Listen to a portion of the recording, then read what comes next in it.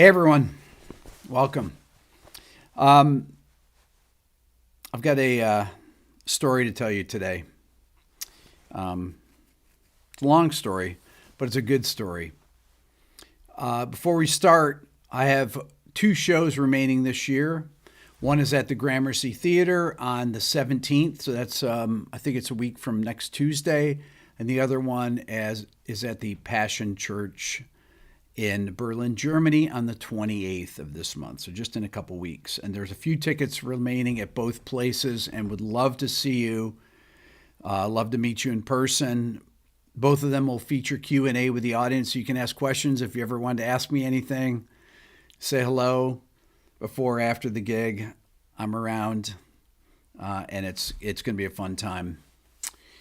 The other thing is that my Beato bundle is on sale, as usual, for $99. That's all 4 of my courses: my Beato Book Interactive, my ear training course, my beginner guitar course, my Quick Lessons Pro course, which is more of like an intermediate course. And all these things kind of relate to the story that I'm going to tell you right now. And I thought I'd actually play some music behind it, because I think stories are more effective with a little bit of music.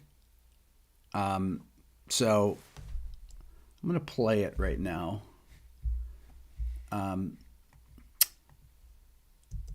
So I've been thinking a lot about this, about kind of the timeline of life. I'm 61 years old now, but my story started in 1962. I was the 6th of 7 kids born to my parents. But really, my first musical experience was as a player when I started playing the cello at age 9. I made a video about that recently. When I was 12, I didn't really take music seriously with the cello. I liked it. But I really started to get into music at age 12 when I went to the upright bass, going into 7th grade. And I played in this chamber orchestra. I did a video about it where I played the Bach 3rd Brandenburg Concerto. And that was a real turning point in my life. When I was 14, I got my first guitar.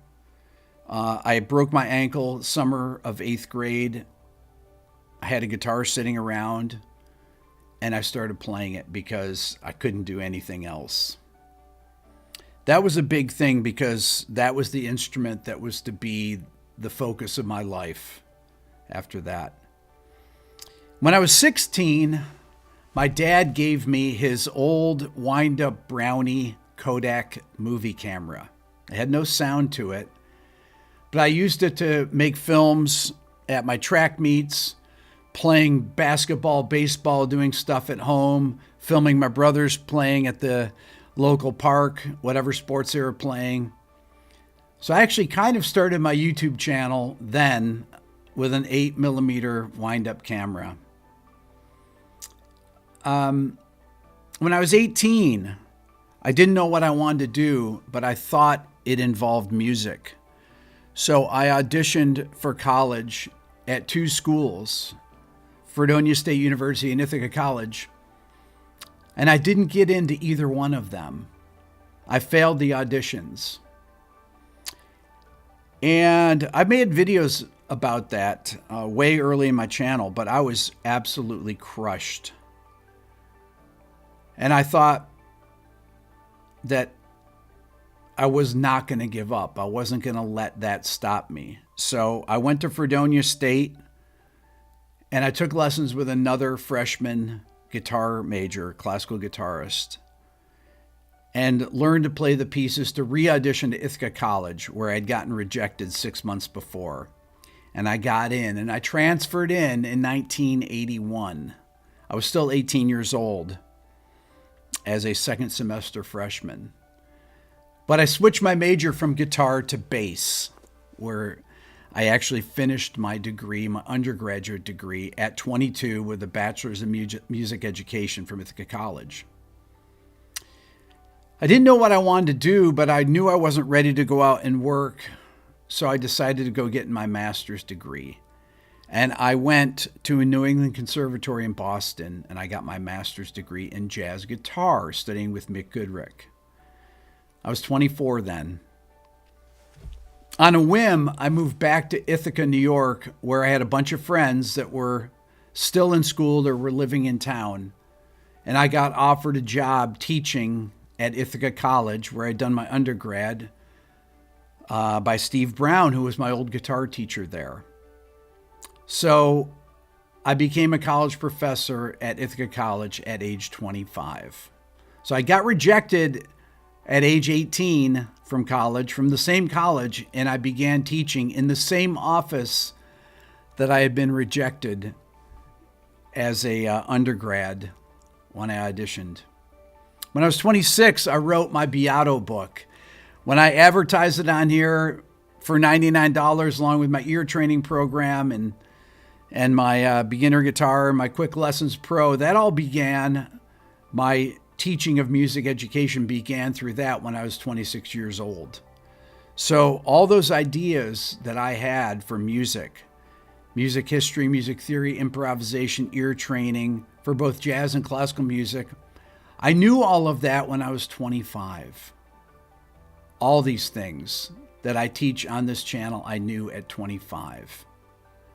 But there was much more to learn because my education was not done, because I hadn't failed enough. My first big failure of not getting into college was a crushing defeat. That really shaped my life up until that time. But I didn't realize that there were other things that were going to be just as difficult or more difficult coming up. When I was 30, I got signed to a publishing deal with Polygram Publishing in 1992. And I quit my college teaching job to try to make it in a band. Well, that didn't work out too well because by the time I was 31, I was completely broke and I was living back in my old bedroom at my parents' house. After already teaching college for 5 years, there I was, living back and sleeping in the same bed I did when I was a teenager. That was hard. That was really difficult. If it wasn't for the fact that my family was incredibly supportive and my parents take as much time as you need. They knew I had a dream to do something and that if I put my mind to it, I could make it happen. So I ended up moving around the country and I lived a few different places, New York City, Denver. As a matter of fact, when I lived in Denver, I bussed tables at the University of Denver cafeteria. I wore a polyester shirt, a hairnet. I made a video about it a long time ago. So I went from being a college professor to bussing tables for college students because I wanted to try to make it as a musician on my own. Well, I moved to Atlanta the next year when I was 32. And I began teaching 50 guitar students a week, which I did for 5 years. That was really the beginning of the second phase of my life, the 12,000 guitar lessons I taught. Guitar and bass, really, because I taught songs at every one of them. And that was the basis for what makes this song great, is really understanding the construction of these songs, how songs were put together, how to teach people.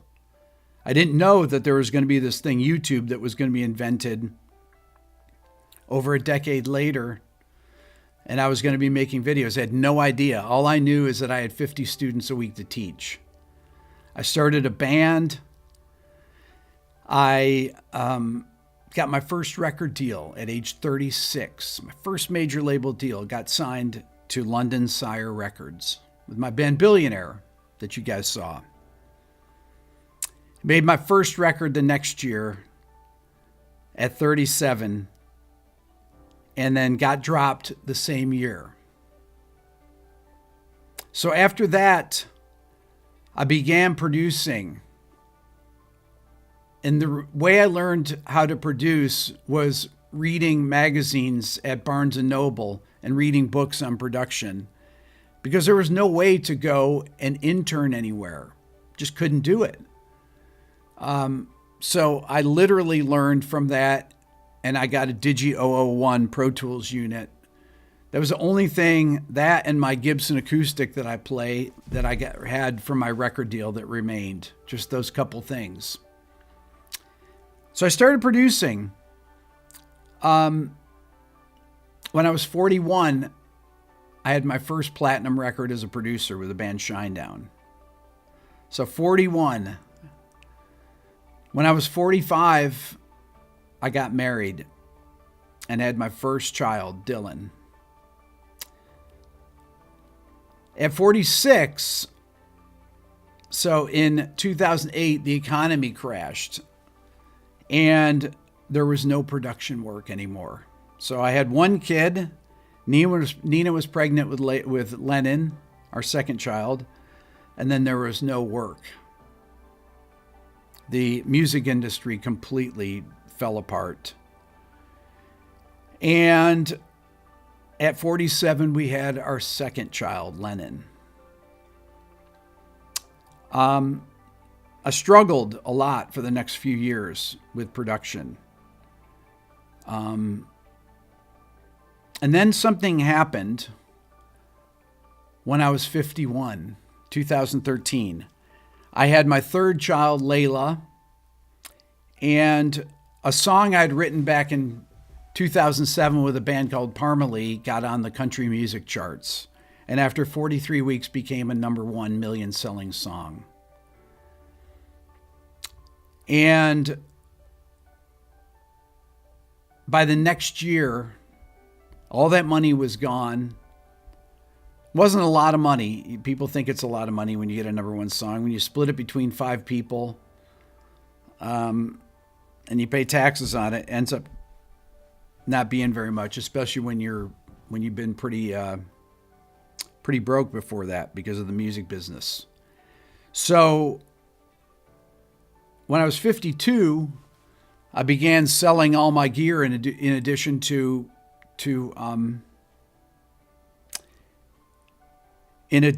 producing, because my assistant Ken, who you've seen in my movies, he was in the movie I just did, or the video with Billionaire. He's been working with me since the year 2000. See, he has 3 kids as well, and his wife was in nursing school. So in order to support his family and my family, and to offset the lack of production work there was, I began selling my gear. So every month, an amplifier would go out the door, a microphone, a mic pre, something like that. And just to keep ahead of everything, that's what I needed to do to support both of our families while his wife was in nursing school. She was going to be in nursing school for 2 years. And the one thing that was between us and the door was that gear. And it seemed pretty unimportant at the time. When I was 54, in 2016, I started this channel with 3 young kids, no knowledge of video editing, and I didn't even own a camera. 1 year later, at 55, I hit 100,000 subscribers. It was July 4th of 2017. A year after that, at age 56 in January, actually I was still 55, I started the What Makes This Song Great series on YouTube. At age 57, I hit 1 million subscribers on YouTube. At age 59, I hit 2 million subscribers here. At age 60, I got my first Gibson signature guitar, my first signature guitar of any kind. I started playing Gibson guitars in 1977, and decades later, I got a signature guitar. Took the money from that I would have made, and I gave it to this charity called Save the Music. All the money that I make from the guitar goes to Save the Music, to support music education. because of how important it was to my life. It's what this channel is based on. This channel is really a music theory, music history, improvisation, ear training, opinion.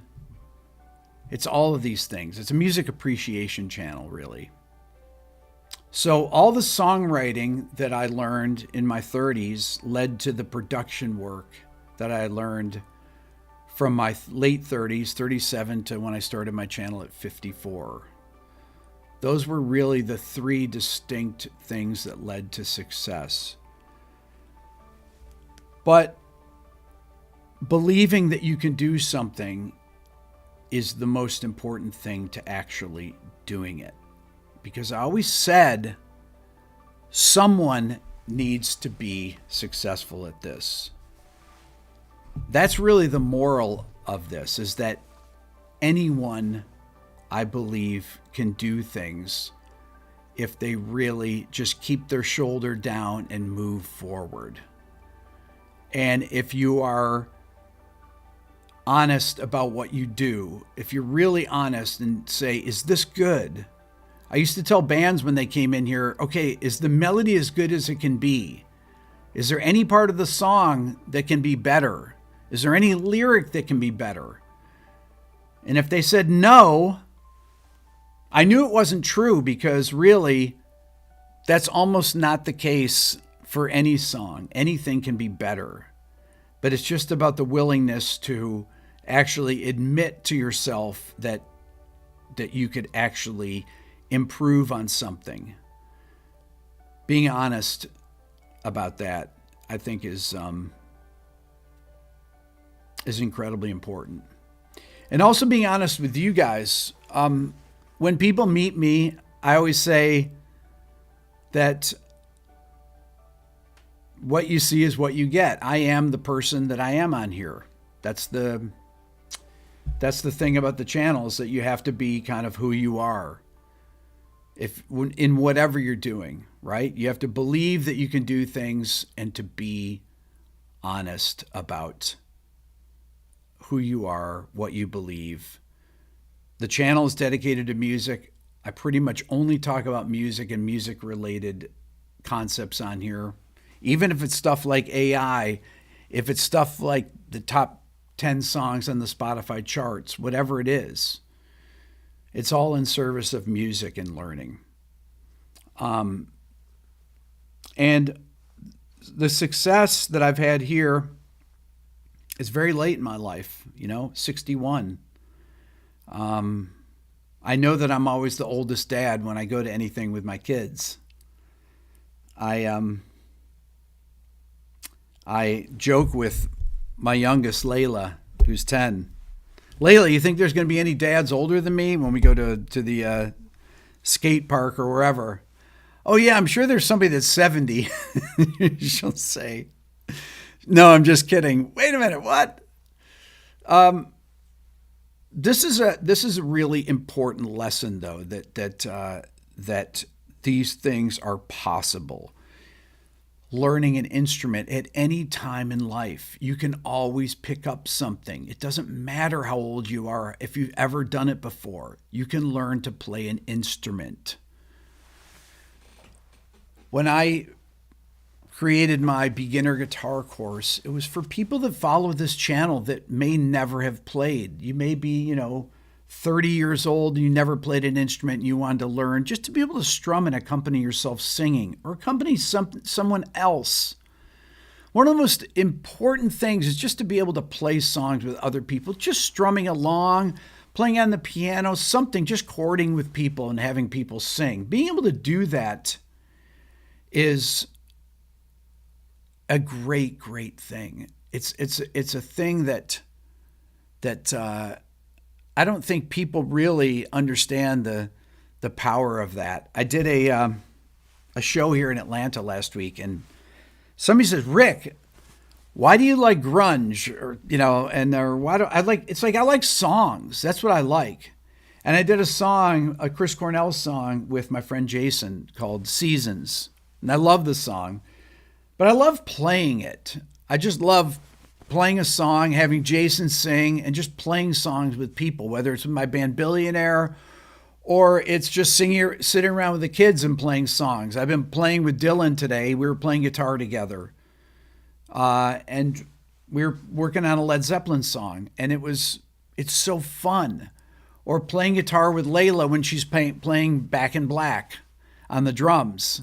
It's just amazing to be able to play along with someone on your own, right? And then if you want to get even further in music and develop your ear more, the ear training part of it, very important, right? Can you figure out songs by ear? Can you figure them out properly with the right notes in the right position?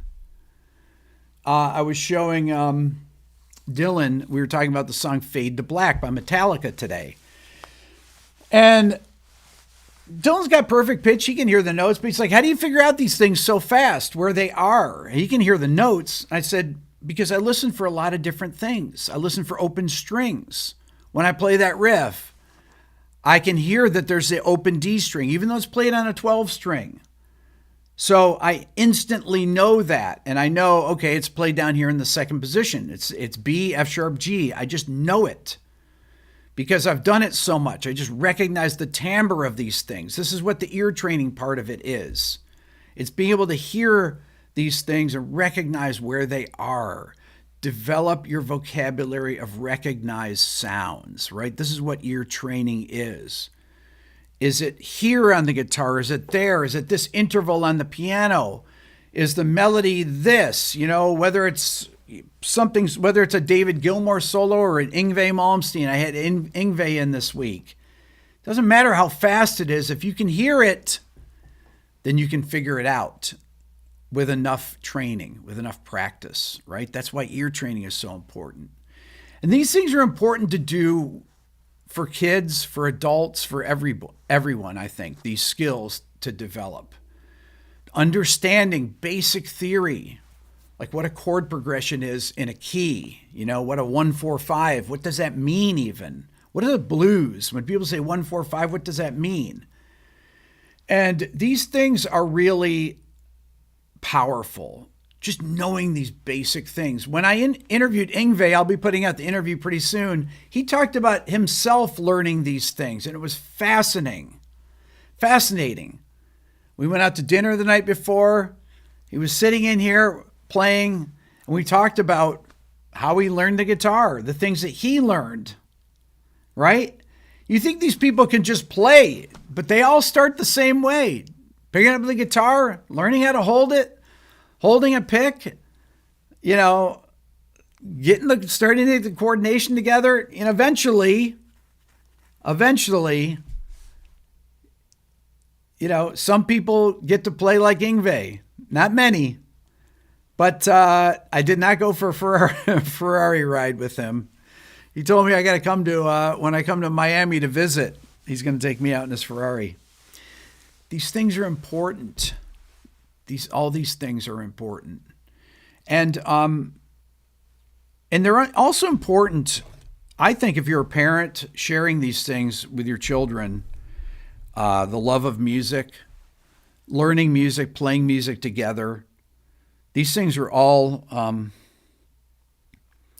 things that I've tried to make part of my household here with my wife and kids, that were part of the household I grew up in with my parents. When I went to my grandparents' house, playing music was everything. After we ate dinner, everybody played music together. All my aunts and uncles, my grandfather, Grandpa Domino, they all played music. Every night after dinner at my house growing up, my brother John and I, that was one of the things we had to do for my mom to pay for guitar lessons for us at the local music store, was that we would play for everybody right after dinner. So John and I would have to learn songs to play. So all of these things that I've learned in my life, I've shared here on my channel. My channel is essentially a living record of my successes and failures, or should I say failures and successes in music. and the things I've learned along the way, making some of the worst decisions possible, and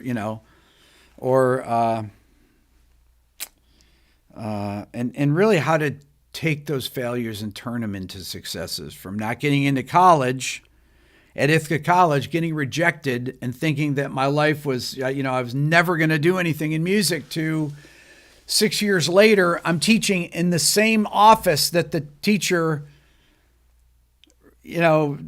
said, okay, you'll get your notice in the mail. And I got on the same day the 2 rejection notices from Fredonia State and Ithaca College.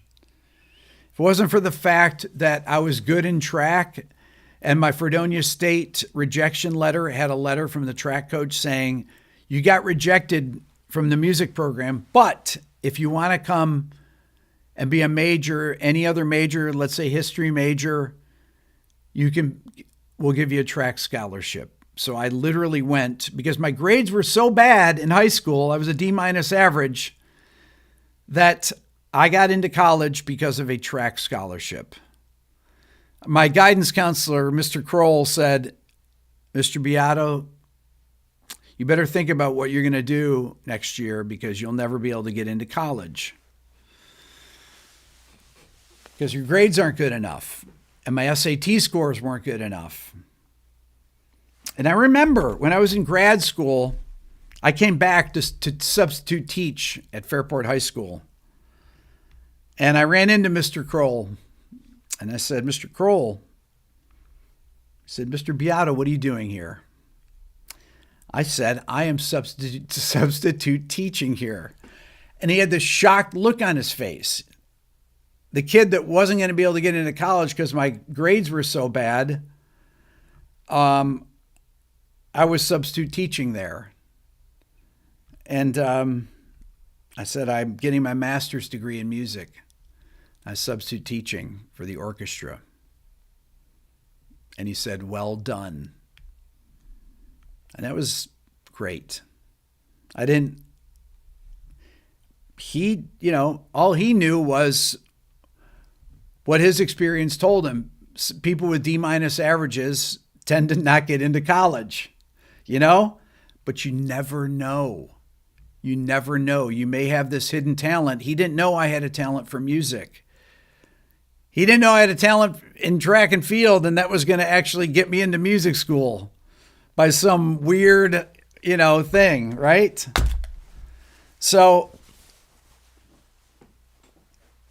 never give up at this. This is really the thing, is that success can happen any way.